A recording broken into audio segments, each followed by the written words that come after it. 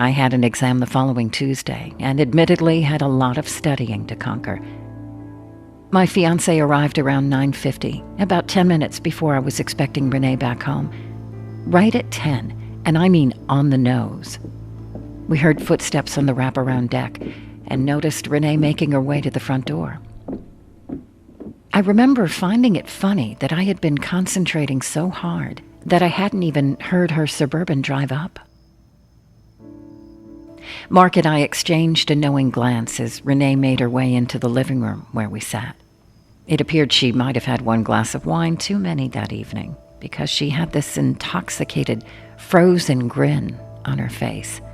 At first I chalked it up to the booze, but when the grin remained, I started to feel uncomfortable.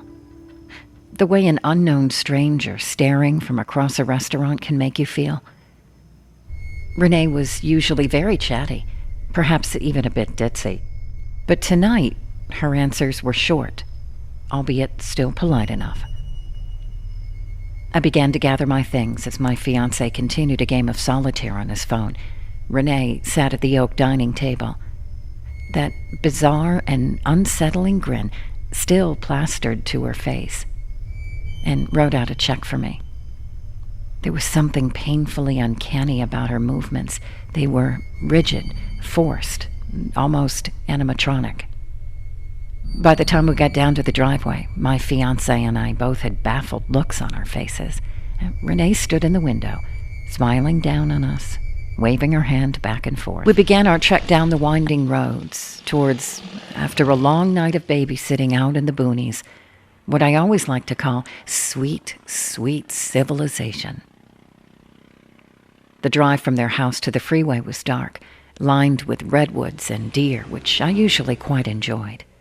Tonight, it seemed endless.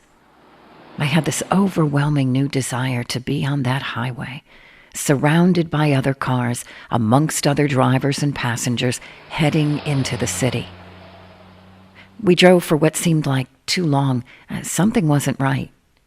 I reached for my phone and glanced at the time. We were usually passing the first gas station by now. I pawed at the handle of my purse for the first time, noticing the bag's weight.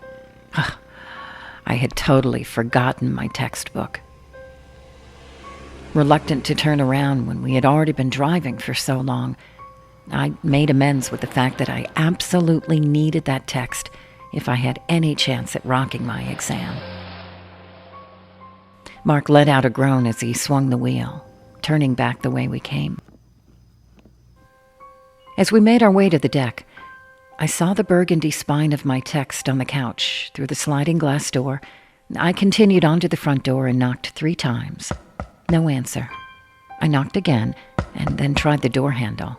Unlocked, as I usually left it while Renee and her husband were out. We made our way into the house, making sure to keep our footsteps quiet. "Sorry, it's just me. I forgot my book," I said, trying to keep my voice down. My fiancé was a few steps behind me, peering around the corner. "Her bedroom door is open, but the lights are off," Mark said, a confused look spreading across his face. "Renee?" I asked, a little louder this time. "Renee, it's me. You still awake?" Silence. We walked towards the kitchen, and I noticed the answering machine was blinking. I hadn't noticed it before I had left. There hadn't been any phone calls that night. I'm not exactly sure what compelled me to push play on that recorder, especially when, for all I knew, Renee and Allison were both asleep and could be rudely awakened. My finger seemed to hover over that button for a mere second before I pushed it in, or rather aggressively. What I heard on that recording has never, ever left me. The timestamp of the message was 10:14. We had left the house at 5 after 10. "Hey, sweetie, it's Renee. There's some kind of holdup on the highway here. Maybe an accident or road work. I'll probably be about half an hour later than expected. I'm so sorry. Help yourself to some dessert while you wait. Hope Allison didn't give you too much grief tonight." Her voice sounded cheery, normal, real. I looked at Mark. My heart sunk. My eyes flooded with tears. Allison, I managed to sputter. Mark disappeared up the staircase to Allison's room, taking steps 3 at a time. After a painfully long minute, he sauntered down the stairs, much slower than he had ascended them. "She's fine, sleeping soundly," Mark said, without emotion. Mark and I found our way to the living room, where we sat without eye contact or conversation until Renee pulled up the driveway. She seemed exhausted, glad to be home and off the congested road.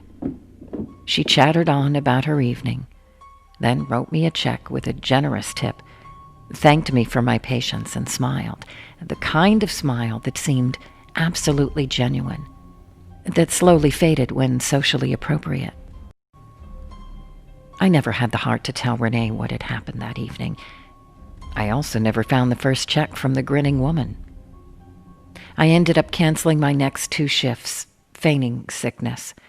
I finally emailed Renee, telling her that my program was getting especially intense and that I didn't think it best to continue sitting for them. She bought the story, and now I'm free from the darkness that enveloped the home in the mountains, where I once met a woman who wouldn't stop smiling.